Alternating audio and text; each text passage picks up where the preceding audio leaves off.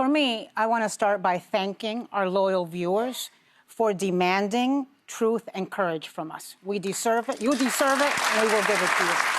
And here's the part... we have for almost 30. The part that I don't understand that is so ironic to me is how the horrible, senseless assassination of Charlie Kirk, a man I disagreed with, but who stood for debate, who stood for freedom of speech, is being used to silence people and cancel people. I don't understand how in this country, where the First Amendment made to the Constitution was to guarantee freedom of the press and freedom of speech, the government itself is using its weight and power to bully and scare people into silence.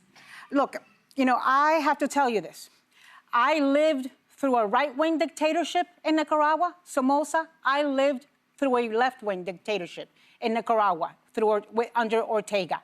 This is what dictators and authoritarians do. It does not matter the ideology. At first, they come for the people with big platforms. At first, they silence the press, but then they come for all of us because their intent is to scare us into silence and self-censorship. And look at the things that this government has done. They kicked the AP out of the Oval Office for not saying Gulf of America. They cut the funding of NPR and the Corporation for Public Broadcasting.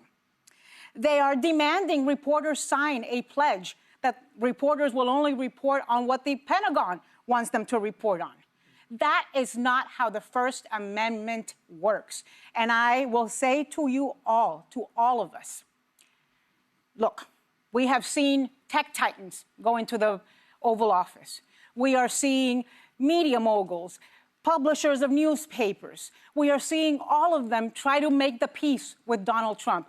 A bully always comes back for more. So they need to stand up, and we need to demand the same from ourselves.